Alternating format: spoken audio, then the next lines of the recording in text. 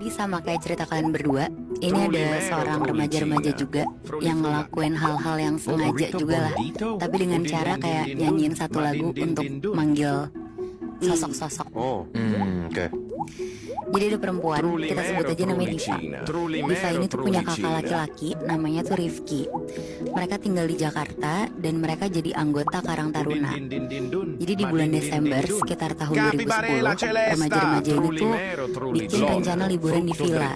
Niatnya tuh untuk kayak biar lebih akrab gitu. Nah, mereka ini mau ke villa di puncak.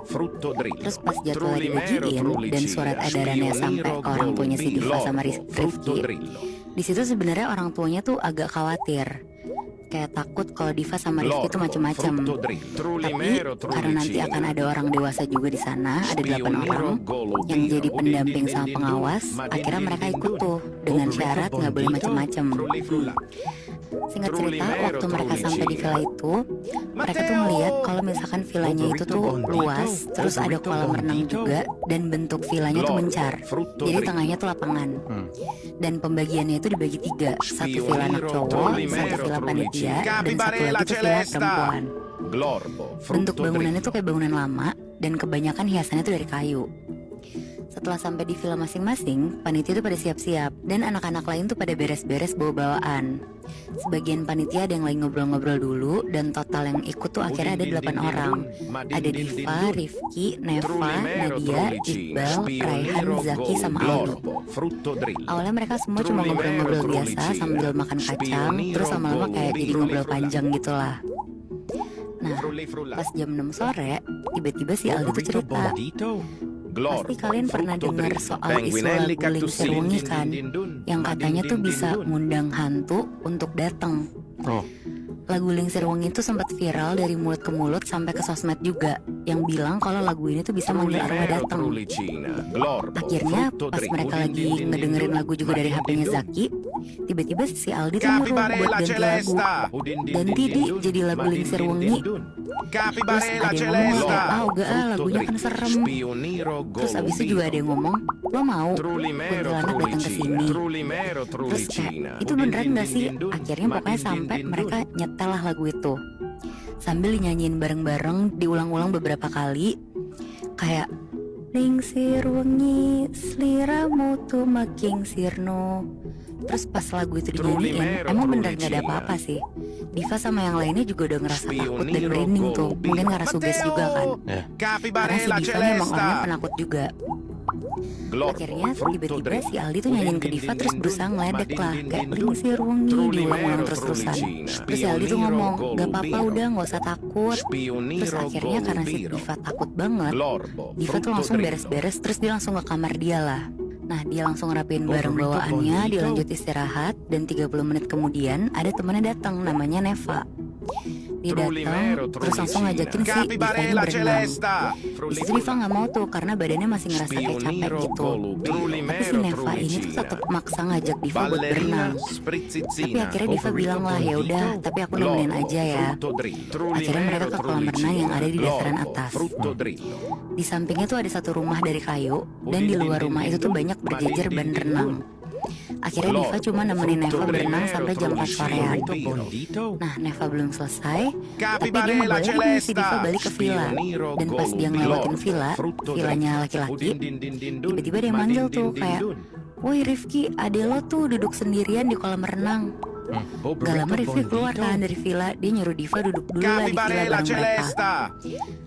Terus abis itu si Diva ditanyain tuh, kenapa aku ke kolam renang, ngapain di sana sendirian? Di situ si Diva tuh ngejelasin kalau misalkan dia tuh abis nemenin si Neva tadi berenang kan. Nah, akhirnya si anak-anak cowok yang dari tadi di balkon tuh pada turun tuh, gabung ke Diva dan lain-lain karena ngelihat pada kumpul di teras kan. Diva di situ nanyalah ke mereka ngelihat nggak waktu Diva pergi ke kolam renang sama Neva. Terus habis itu si anak-anak cowok yang di balkon tuh pada ngebalas satu-satu, bahkan saling nanya satu sama lain. Dan hasilnya bener-bener gak ada yang ngeliat Neva sama sekali. Bahkan ada yang bilang, kamu sendirian ya ke sana? Makanya aku tuh bingung ngeliat kamu sekarang kok kayak orang linglung. Capibarella Celesta. Diva di situ kayak nggak percaya dan masih ngotot tuh kalau dia pergi ke kolam renang bareng sama si Neva. Terus akhirnya ngusulin lah mereka buat ngecek kolam renang. Dan mereka akhirnya kesana bareng-bareng tuh. Setelah sampai di sana, nggak ada siapa-siapa sama sekali. Neva juga nggak ada di sana. Dan anehnya di kolam renang tuh kayak ada yang lagi berenang gitu. Tapi tuh kelihatan cuma dari airnya yang bergerak gitu. Tapi nggak ada orangnya. Akhirnya karena udah mulai ketakutan, pada kabur langsung balik ke villa.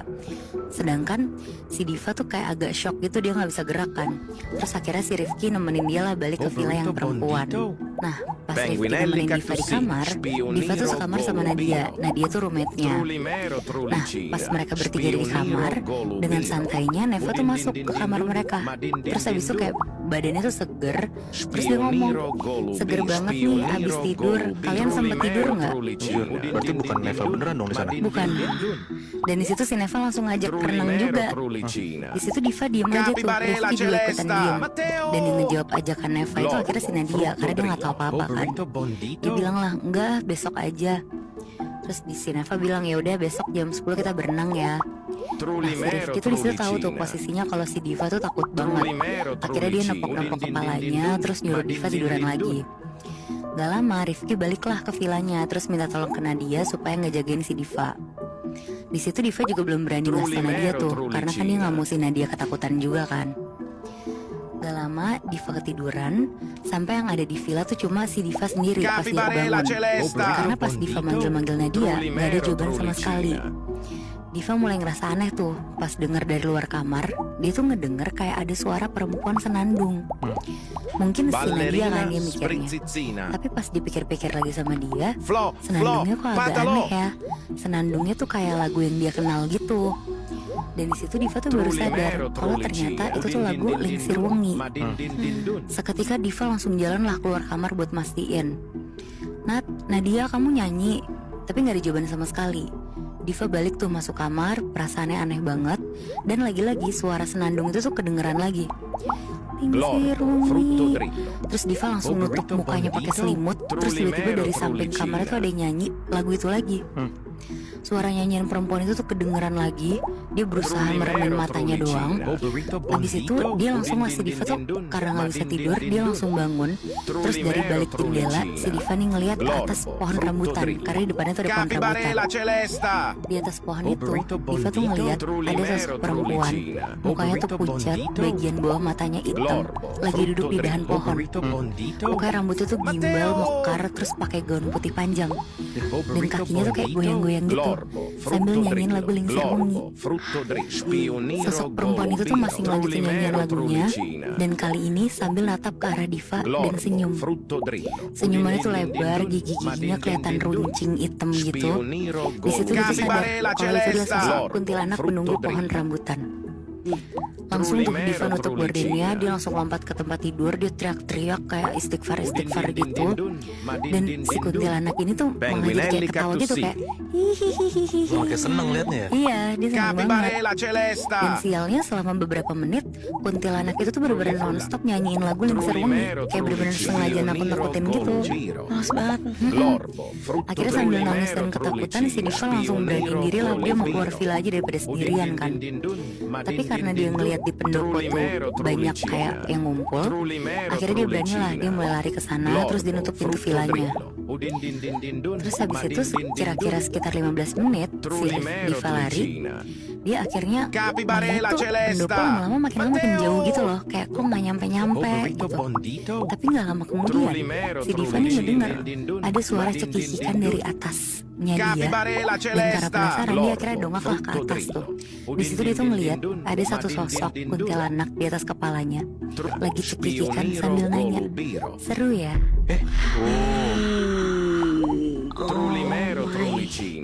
Di Di situ Diva langsung lari, dia berdoa, tapi sosok itu tuh bener-bener terbang ngikutin si Diva, bahkan cekikikannya tuh makin kenceng lagi.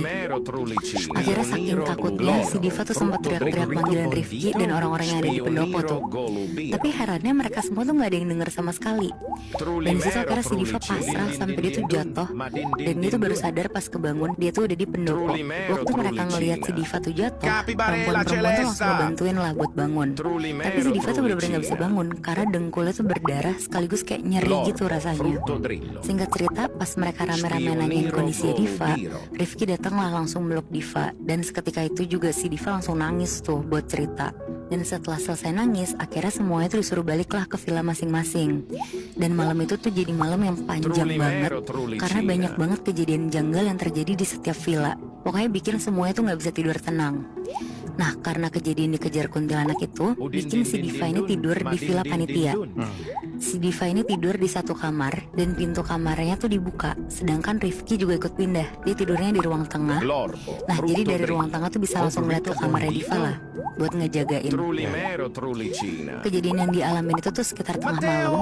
Si Diva tuh ngerasa gelisah tapi masih dipaksain gitu buat tidur. Dan Diva sempet kayak nengok ke ruang tengah buat ngeliat Rifki yang udah tidur. Terus sebelum Diva benar-benar tidur, dari arah jendela ada suara kayak suara ketokan pakai ranting gitu, yang bikin dia tuh kayak langsung nengok.